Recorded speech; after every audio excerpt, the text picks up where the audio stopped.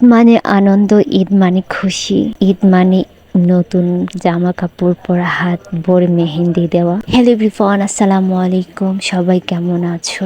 আশা করি সবাই ভালো আছো। সবাইকে ঈদ মোবারক। ঈদের দিন সকালে ঘুম থেকে উঠে দেখি অলরেডি বাবি রান্না বসিয়ে দিয়েছে, তাই বাবিকে হেল্প করার জন্য আমিও একটু রান্না করছিলাম। তো আমি এখানে সেমাই বসিয়ে দিয়েছিলাম, সাথে আবার পিঠা ভাজার জন্য এখানে আখের গুড় এগুলো বসিয়ে দিয়েছিলাম। তো আমার এই তো অলরেডি সেমাই রান্না করা শেষ। ঈদের দিন তো সেমাই থাকতেই হবে। আর বিভিন্ন রকমের পাথা পিঠা, কাটা পিঠা, চিরুনি পিঠা এগুলো ভেজে নিচ্ছিলাম, কারণ ঈদের দিন অনেক মেহমান আসে, তাদেরকে খাবার দিতে হয়। তাই আমাদের গ্রাম অঞ্চলের নিয়ম হচ্ছে এক একজনের বাসায় যাবে আর প্লেট ভরে মানে পিঠা দিতে হবে, তা না হলে অনেক ধরনের কথা শুনতে হয়। তো তোমরা যারা গ্রামে থাকো নিশ্চয়ই তোমরা এই বিষয়টা জানো। এই তো দেখো আমি অনেকগুলা পিঠা ভেজে নিয়েছি, মাশাআল্লাহ পিঠাগুলো অনেক বেশি নরম হয়েছে। এই তো আমি ঈদের দিনের জন্য সবগুলো পিঠা ভেজে নিয়েছি, মাশাআল্লাহ অনেক সুন্দর করে ভেজে নিয়েছি। তারপর এখানে আমি গরুর মাংস বসিয়ে দিয়েছি,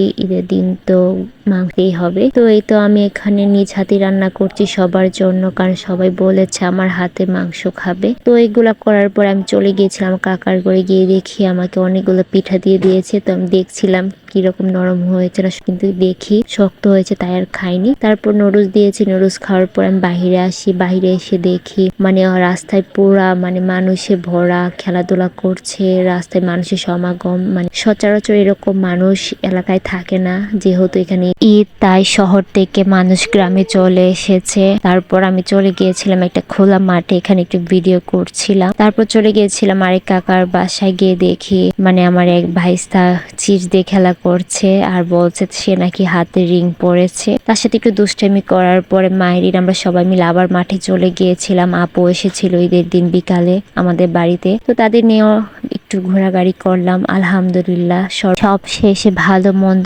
মিলে ঈদের দিনটা কেটে গেল। আজকের ভিডিওটা এই পর্যন্ত। আল্লাহ হাফেজ।